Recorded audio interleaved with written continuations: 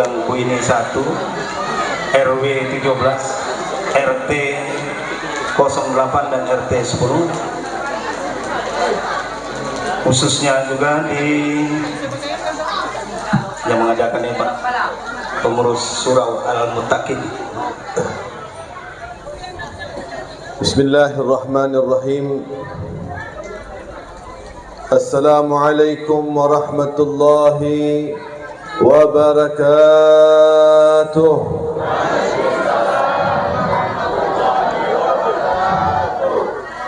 Alhamdulillah, lakal hamdu syukra wa lakal mannu fadla wa anta rabbuna haqqan wa nahnu abiduka riqa wa anta lam tazal bizalika ahla.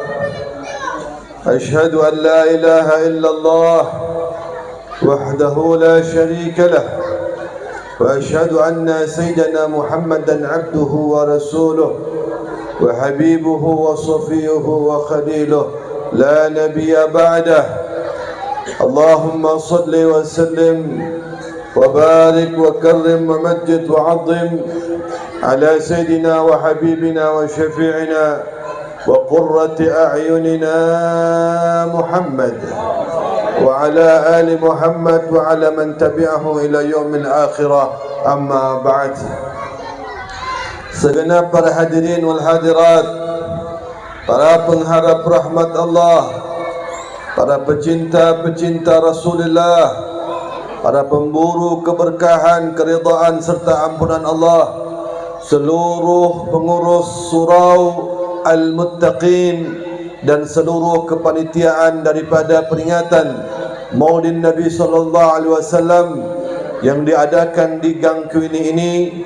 Tentunya kita semua yang hadir pada saat ini berharap sekali mudah-mudahan acara peringatan ini akan mengundang keberkahan yang Allah berikan dalam kehidupan kita semuanya, sehingga apa yang kita miliki dari umur, dari jabatan, dari harta, anak keturunan, kalau sudah Allah berkahi, insya-Allah semuanya akan mengarahkan kepada hal-hal yang baik yang mendekatkan diri kepada Allah Subhanahu wa taala. Karena kunci daripada hidup itu berkah. Punya anak keturunan tidak berkah, anaknya semuanya tidak menggembirakan orang tuanya, apa artinya? Punya umur panjang tapi makin panjang umurnya, tua-tua keladi, makin dengan sunnah, jangan-jangan tak mau masuk yang tadinya perempuan, Masya Allah, seorang muslim mesti menutup aurat, tapi terbuka dia punya aurat, depan tertutup, belakang terbuka. Jangan-jangan tak mau masuk surga.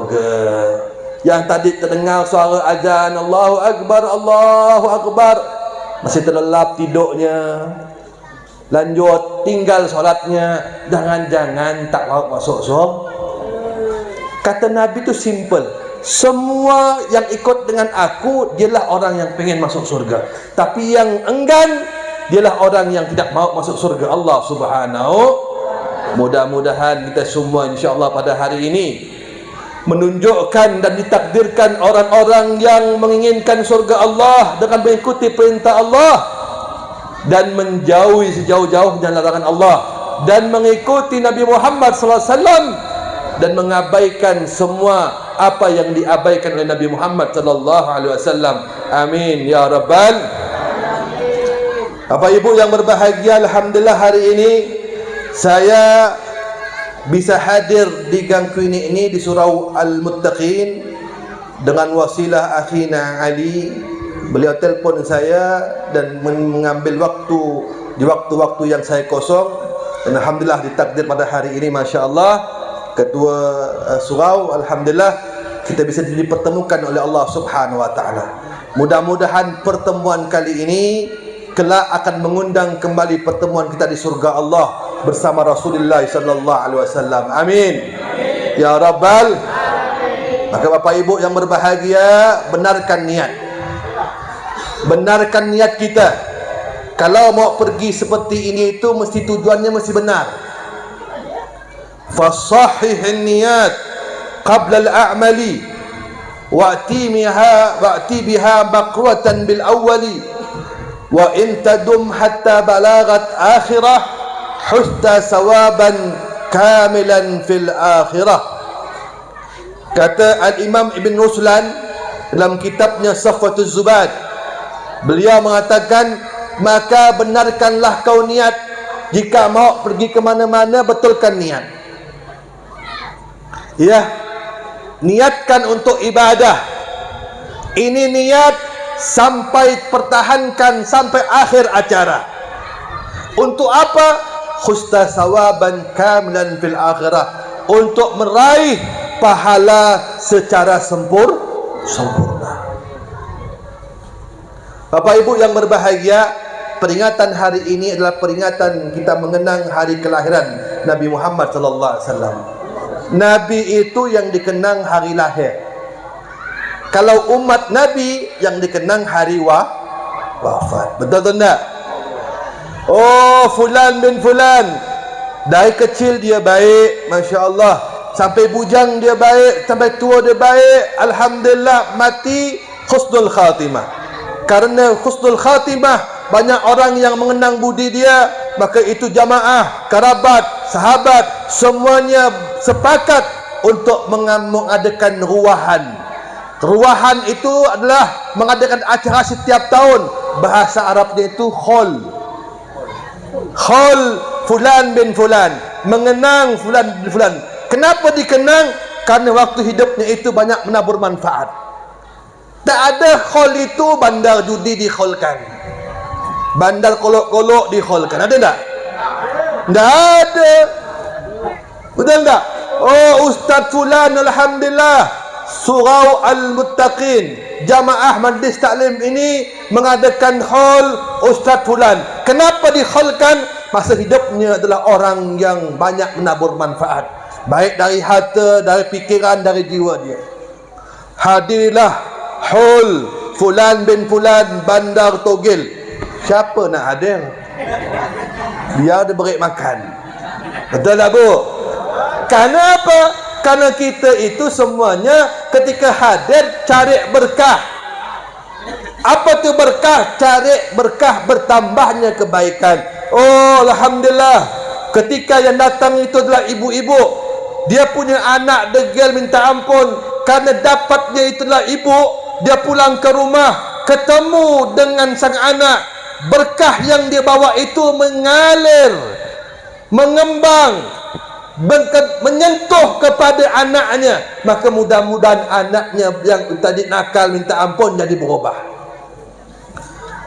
Ketika ketemu dengan laki yang bertebiat, tebiat ini Batam ya, yang degil, ya, yang nyusahkan, alhamdulillah ibu-ibu hadir di majlis taklim seperti ini, bawa rahmat, bawa keberkahan. Subhanallah, ternyata sampai di rumah ketemu dengan laki yang bertebiat tadi itu, alhamdulillah, berkah, rahmat menyentuh kepada sang suami. Suami pun insya-Allah jadi baik, berangsur-angsur baik. Itulah berkah. Yang datang itu suami mendapatkan istri yang tidak baik akhlaknya, berat untuk diajak baik. Berkah dari suami, berkah dari anak menyentuh kepada sang istri dan ibu, maka insya-Allah berubah sedikit. Itu pentingnya kita hadir majlis taklim. Habbah idza barakal maula tulaqil hubub, kata ulama. Satu biji itu, satu biji jika diberkahi oleh Allah akan melahirkan biji-biji yang lain. Satu orang yang diberkahi oleh Allah maka akan melahirkan daripada orang-orang lain yang mendapatkan keberkahan. Itu kata ulama. Makanya pada hari ini Masya Allah kita memperingati hari kelahiran Nabi Muhammad SAW. Tujuannya untuk apa? Untuk mengambil teladan agar kita sadar hidup ini berarti. Makanya kata Habib Ali Al-Habsyi dalam maulidnya, Masyil kamal madba'al maulid yujallil qurub. Tidak ada satu majlis seperti majlis maulid ini yang bisa menkinclongkan hati, menerangkan hati. Bayangkan Masya Allah, dari tadi di awal dibuka dengan bacaan solawat, tawassul dengan Nabi, orang guru kita, aulia. Kemudian dibuka dengan pengajian, baca Quran, Masya Allah, diterjemahkan lagi agar faham. Kemudian dimulai dengan pembawa acara, disambut hangat oleh ketua panitia, diberikan pencerahan oleh penceramah, ditutup dengan doa bersama-sama. Tidak ada satu pun acara yang lebih mulia kecuali majlis seperti ini. Makanya tadi malam waktu ulang tahun wali kota Pontianak, saya diundang untuk apel, bahkan disuruh baca doa. Saya ada maulid, saya ada undang ceramah di Selat Panjang. Tadi malam 3 saya ceramah. Saya pilih Selat Panjang, ajar maulid. Kenapa? Tidak ada satu pun acara yang lebih mulia, yang akan menenteramkan hati, menenteramkan jiwa, membersihkan hati, kecuali acara mau. Dari mana dalilnya, Beb? Dari mana buktinya? Al-Quran dibaca, diterjemahkan. Bagus enggak? Bagus enggak? Setiap kita dengar wala Allah yatakallam, semoga Allah memberikan pahala bagi orang yang baca dan menyimak. Sejarah Nabi dibacakan, Maulid Habsyi Masya Allah dibacakan, didoakan, dah luar biasalah. Makanya kata Habib Ali Habsyi, zalwagat ya syarid iza bata'ub, zalwagat ya syarid iza batatub, zal jama' tughfar jami'id dunub. Hai, kata beliau Habib Ali Habsyi yang orang maulid itu, hai orang-orang yang lari dari Allah, kembalilah saat ini. Hai orang yang berdosa, bertobatlah saat ini. Kenapa? Zal jama' tughfar jami'id dunub. Karena tempat ini Allah buka selebar-lebarnya ampunannya, sehingga orang yang bertobat insya-Allah cepat diterima tobatnya. Ada satu hadis keutamaan solat duha. Dengarkan Bu yang di belakang. Kira-kira mau mudah tak? Mau Masya Allah lancar tak duit? Wang belanja lancar, pengen tak? Saya doakan, mau saya berikan nasibnya. Dengarkan Pak, mau urusannya lancar. Nabi yang bilang, bukan saya. La faqra ma'ad duha, mustahil kau fakir. Nabi bilang, mustahil kau fakir apabila engkau mengamalkan salat duha. Kan? Kalau engkau mengamalkan salat duha, mustahil kau fakir dan mustahil kau diberikan sakit yang parah. Karena apa kata ulama? Kita ini di punya tubuh kita ini ada kurang lebih 360 persendian, yang sama hitungannya itu dengan jumlah hari per tahun. Yang mana kata ulama, ini setiap hari harus dikeluarkan sedekahnya. Jika tidak normal, tidak dikeluarkan sedekahnya, tubuh tidak jadi normal. Kenapa? Persendian itulah yang menguat dan mengikat tulang belulang jadi kuat. Dan ini setiap hari harus dikeluarkan sedekahnya. Kata ulama, cukuplah kita itu mengerjakan salat duha 2 rakaat sebagai bentuk bayaran sedekah kita punya persendian. Orang kalau seandainya dia itu setiap hari dia punya salat duha, sehat. Yang kedua, mustahil fakir. Artinya walaupun dia dapat rezeki itu, Allah berikan kecukupan dalam kebutuhan dia. Karena yang namanya fakir itu kan masih butuh. Kalau ada orang aku kaya, masih dia butuh dengan lebih. Satu hari dari siang 1 miliar dapatnya. Enggak. Tapi tidak masa cukup. Malam kerja lagi. Waktu untuk ibadah tak ada, untuk orang rumah tak ada, untuk anak tak ada. Berarti dia bukan kaya, dia masih fakir. Orang yang kaya itu ialah orang yang merasa cukup dengan apa yang Allah berikan. Makanya solat apa? Solat apa tadi? Solat duha. Makanya ulama itu luar biasa. Ada satu doanya solat duha, yang mana ini doa namanya doa kepung bakul. Doa apa? Doa kepung bakul.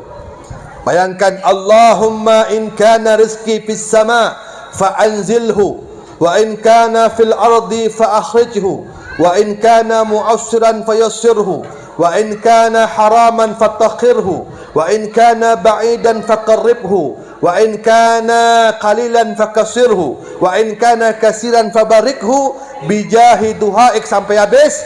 Ya Allah, jika seandainya rezekiku di langit, turunkan. Kalau di bawah, munculkan, hamparkan. Kalau jauh, dekatkan. Kalau sulit, mudahkan. Kalau haram, sucikan. Kalau sikit, banyakkan. Kalau banyak, sikitkan pula. Kalau banyak apa? Kalau banyak berkah, amalkan solat duha. Dan Nabi seumur hidup tidak pernah mengabaikan solat duha. Kalau judulnya pada hari ini, kita ikut dengan teladan Nabi Muhammad SAW. Balik dari ini, pesan Habib, yuk sama-sama mulai hari ini pasang niat. Selain melancarkan, menjaga solat wajib tepat waktu berjamaah, dan yang tak kalah penting, mengamalkan solat duha. Sehat dan insya-Allah rezeki lancar dan dimudahkan oleh Allah Subhanahu wa taala. Bapak Ibu yang berbahagia, ini mau mukadimah ni belum maulid. Belum maulid. Lanjut. Jadi tadi itu masya-Allah Nabi itu dikenang hari lahirnya. Kenapa? Karena Allah saja mempersiapkan hari kelahiran Nabi Muhammad sallallahu alaihi wasallam 2000 tahun sebelum Allah ciptakan yang lainnya. Allah ciptakan makhluk yang pertama itu adalah nurnya Muhammad, nur Muhammadiyah. Dari nur inilah Allah ciptakan arasy, ciptakan kursi, ciptakan lauhil mahfud, ciptakan al-mustawa al-qariyah, ciptakan langit dengan lapisannya, ciptakan bumi dengan lapisannya, ciptakan malaikat, ciptakan sebangsa jin, dan terakhir diciptakanlah makhluk manusia yang akan jadi khalifah di permukaan bumi ini. Dari Adam, Nabi Allah Adam itu sampai Nabi Muhammad itu kurang lebih 10.000 tahun. Nah, 10.000 tahun tersebut, masya Allah, lahirlah, terwujudlah nur tersebut dari rahim Sayyidatina Aminah, ibu Rasulullah, yang mana ayah Rasulullah bernama Abdullah. Jadi untuk mempersiapkan hari kelahiran Nabi Muhammad SAW ini cukup panjang, sampailah dikatakan dalam maulid tadi itu bahawa Nabi ini begitu lahir, masya Allah, buah semuanya merekah, berbuah, yang tidak ada buahnya merekah. Ya, makanya orang-orang itu kadang-kadang begitu ada acara maulid ini, buah apapun keluar. Tidak. Berbahagia karena Nabi itu ketika lahir semuanya jadi. Ya, bahkan masya Allah ada syafa' itu adalah yang mana ketika lahir dia jugalah orang yang memegang bayi Rasulullah SAW itu, sampai Allah berikan matanya nur dan bisa melihat dari pandangan tersebut itu istana Kisra dari kejauhan akibat nur yang dipancarkan oleh bayi Nabi Muhammad SAW. Sampai masya Allah, ya, sesuatu yang terjadi, berhala-berhala yang ada di Ka'bah bertumbang-tumbangan. Kemudian ada satu api yang tak kunjung padam, yang jadi sesembahan satu negeri. Satu ketika Nabi lahir, itu api padam seketika, menunjukkan bahwasannya muncullah cahaya dan akan mensirnakan kegelap. Syekh Abdul Rahman Ad-Dibai, seorang muhaddis, beliau mengatakan wajah Nabi itu alfiyul anfi, mimiyul fami, nuniyul hajib. Dia punya hidung masya Allah dari kejauhan seperti alif, mancung kecil tajam pas dengan pipinya. Dia punya bibir seperti mim dari kejauhan, kecil mungil bagus. Dia punya alis tebal seperti semut yang berbaris, indah luar biasa. Kulitnya putih kemerah-merahan dan bau keringatnya Masya Allah melebihi aroma misik. Itu Nabi kalau berkeringat banyak sekali Masya Allah, sahabat-sahabat itu berebut dengan keringat Nabi. Kenapa? Karena irqun Nabi atyab minal misik. Keringat Nabi itu lebih harum daripada minyak kasturi. Beda dengan kita Pak, Masya Allah. Kita tak mandi sehari ya, Masya Allah. Jangan kena orang lain, bini pun ngambur, lari. Betul? Bini kalau tak mandi 1 hari, Masya Allah, suami pun takut nak dekat. Tapi Nabi SAW luar biasa.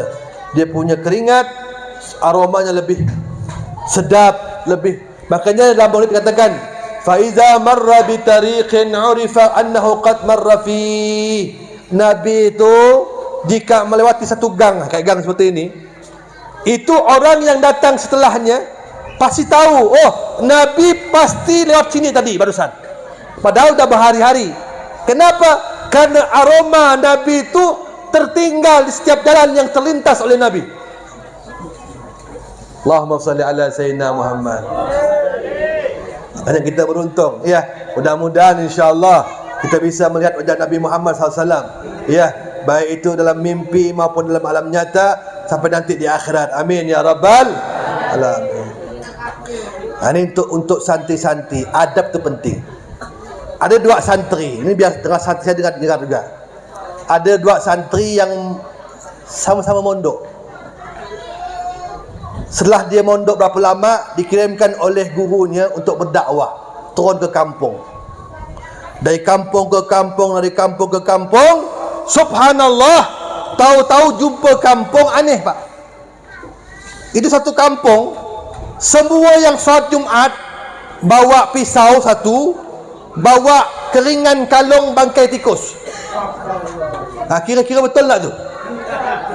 Mas, semuanya bawa pisau satu, bawa keringan bangkai tikus. Ini diterangkan dalam kitab, ya, bukan main-main, ada kitabnya. Wah, kata santri ni bilang, ni kampung sesat ni, tak benar ni. Pas sampailah dia hari Jumat, dia solat Jumat. Tahu-tahunya guru besarnya, imamnya itu, Pak Wanya itu, Masya Allah, lebih panjang pisaunya, lebih besar dia punya tikus. Wah, jangan-jangan dia induk nampak ni. Kata dia tak benar, katanya ni. Dan utang kau, kata dia. Nanti kau beri malu kau, kata si santri ni. Begitu Masya Allah, ini imam ni orang alim. Orang alim, Masya Allah. Ya, cuma agak aneh sikit kata masalah ini. Ketika dia berdiri nak khutbah, santri dari belakang, stop kau wahai imam. Begitu orang besar di situ, guru besar itu disetopkan oleh budak muda ini, semua pandangan tertuju kepada ini santri ini. Kau ini membawa kesesatan, masa membawa najis sama pisau, dari mana dalilnya? Belum cerita dalil, bonyok nak pasal orang ramai-ramai. Tujuannya betul, cara salah. Betul tak? Tujuannya nak betulkan, cuma cara salah, kurang bermoral. Akhirnya tujuan belum sampai, bonyok dulu. Dengarkan Masya Allah. Kenapa akhlak tak ditonjolkan? Ilmu tak ditonjolkan, tapi akhlak tak ditonjolkan. Akhirnya dia pulang ke pondok pesantren, bengkak sana, bengkak sini, biru sana, biru sini. Satu kampung ngoyok anda. Yang disalahkan apa? Guru besar. Akhirnya kata gurunya, kau ini tak patut seperti itu. Mungkin kau betul, tuan cara kau salah. Nah, dikirimkanlah adik kelasnya seorang. Dikirimlah adik kelasnya, Masya Allah, sampai di kampung itu betul. Ternyata semua orang satu kampung itu masing-masing bawa pisau dan bawa kalung yang mana itu keringan bangkai tikus. Wah, betul juga kampung ni, Masya Allah. Sampai hari Jumat, imamnya betul, lebih besar, lebih panjang pisau. Aduh, tak patut, dia bilang. Akhirnya apa? Tetap dia ikut solat Jumat. Selesai itu dia datangi pelan-pelan itu guru besar di situ, wahai tuan guru, wahai syekh, wahai orang tua kami, Masya Allah, saya ni santri yang lagi belajar. Di antara tempat yang saya kunjungi, sidik kampung ni agak unik. Bahasanya agak apa? Agak unik. Kenapa? Kami lihat kampung ini semua yang sembahyang bawa pisau satu, bawa kalung tikus satu. Dalilnya dari mana ni Pak Ustaz? Syekh? Oh nak sini. Kalau kau mau dalil, ke rumah dulu. Makan dulu, kita makan siang. Wah, dia ajak makan apa? Ustaz ni baik, Masya Allah, baik. Udah makan dah nyaman, Masya Allah. Dijamu makan ini, kata dia, nih, aku keluarkan kitabnya. Ternyata betul, kitab kuning, kitab tulisan Arab, kitab gundul. Lama dah kitab ni. Saking lamanya, beberapa tulisan dimakan rayap. Ni buka kan ya? Bukalah, Masya Allah. Bab adab salatul Jum'ah. Bab tentang adab salatul Jum'ah. Di situ itu ditulis. Sebenarnya tulisannya itu, alaikum bisakinati wal waqari. Hendaklah engkau itu solat Jumat sakinah, dengan tenang dan penuh dengan kewibawaan. Cuman kerana ini bahasa Arab, tulisannya gundul, tak ada harakatnya, taknya ini dimakan rayap. Taknya ini dimakan rayap. Kapnya itu titiknya hilang satu, jadi fa. Yang tadinya bacaannya alaikum bisakinah, karena tak ada tak, berubah bacaannya alaikum bisikin wal fa'ar. Nah, dalilnya kata dia, hendaklah engkau salat Jumat tu dengan sikin. Sikin tu pisau. Wal fa'ar, fa'ar itu adalah tikus ni adanya. Benar juga nampak kata dia. Cuman kata muridnya bilang, tuan guru, nampaknya ada yang bolong ni. Cuba gak peksa-peksa apa kitabnya. Buka judul kitabnya. Oh, sepertinya saya ada kitabnya ini dengan redaksi tulisan barunya. Tapi di pondok. Ambil. Begitu diambil, dibuka lah, Masya Allah. Ternyata barulah ketemu sebenarnya tulisannya itu adalah alaikum bisakinati wal waqari. Hendaklah kalau kau pergi salat Jumat tu, hati tenang, jangan terburu-buru dan jangan gelisah dengan wibah. Apa kata guru ini bilang? Ya Allah, terima kasih banyak nak. Kalau bukan kerana kau sampai matilah ya, bapak ni sesat terus. Ya, dipuji-puji sampai terakhir dia bilang, hai orang kampung, dengarkan semuanya ya. Nanti sepeninggalan bapak, sebetul dengan saya, nanti yang menggantikan jadi guru di sini adalah beliau ni, anak muda. Dialah yang menjadikan. Ternyata kita saat ini salah kaprah dalam mengamalkan ilmu. Lihat, Masya Allah, akhirnya dakwah pun sampai satu kampung dibetulkan oleh seorang pemuda dengan akhlak. Mudah-mudahan insya-Allah cerita yang saya sampaikan ini, mudah-mudahan insya-Allah diberikan Allah Subhanahu wa taala sebagai bentuk pelajaran, dan mudah-mudahan kita semua pulang dari sini mendapat bekal ke depannya, akhlak lebih bagus, dan kemudian insya-Allah ibadah makin tambah. Lebih kurangnya saya mohon maaf. Billahi taufik wal hidayah wal ridha wal inayah. Wassalamualaikum warahmatullahi wabarakatuh. Waalaikumsalam warahmatullahi wabarakatuh. Masyaallah. Wa sallallahu.